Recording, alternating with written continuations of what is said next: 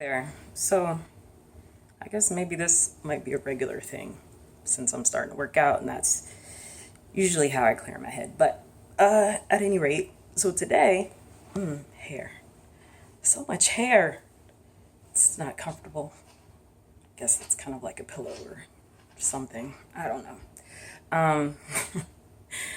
Today, as I was running, I was especially aware of my self talk and about how I encourage my own self to keep running or keep going when I wanted to stop. Now, granted, I did give in one of those many times where I was just like, just stop and walk, and I did because I realized the importance of not overexerting yourself. But I thought it was interesting how, in some of my more motivational times, how I actually heard the voice of like my dad when I was younger. Growing up, my dad was a main encourager, especially when I used to run competitively. Um, he or my mom. My mom was an encourager as well, but my dad was like my third track coach. So in addition to the head coach who usually coached sprints and whatever kind of special events coach I had, whether it was hurdles or jumping or something. Then I also had my third coach at home, which was my dad, and he would come to my track meets and record me running. And then it was an unspoken rule. We'd go down in the basement and rewatch the videotape that he just recorded and critique it and talk about what we could do better. But I would often, as I was running today, heard his voice just saying, "You can do it and go and push through and you got this, baby girl." And I don't know why I'm getting emotional. That just happens to me sometimes. I haven't quite figured it out. But at any rate, excuse me. But I began to think about how important it is that we keep in touch with the people in our lives that have motivated us and pushed us and have been those parental figures, even when our parents may not have been around. And I begin to think about somebody who fairly recently I kind of reconnected with, and she's an older friend, and I affectionately call her my aunt.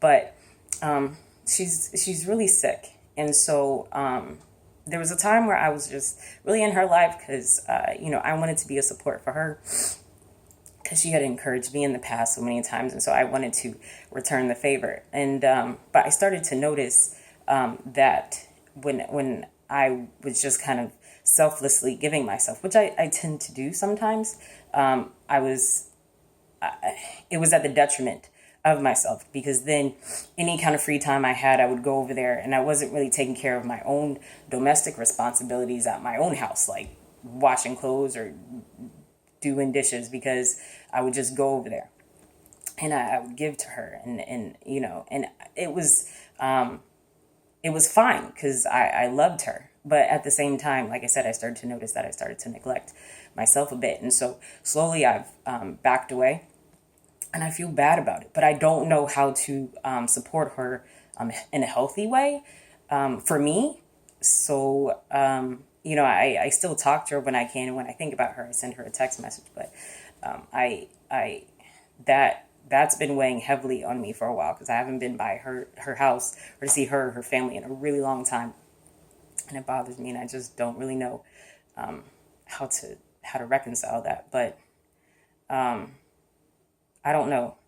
I don't really know where I was going with this, but I just know that I need to pray about it because it reminds me of this other relationship I had with this other older lady, and it was really unhealthy, and because I kind of replaced. She had lost her daughter, and so I kind of started to replace her daughter, and that turned really unhealthy over time, especially when my own life started to move on and I started to have, other more prominent relationships. And she felt a certain kind of way about it and felt the need to tell me, which is fine. But I don't know, the way it went down made me feel weird because my own mom didn't even talk to me like that. And at the end of the day, I'm a grown person. So that relationship kind of feels, but when I see her, I love her.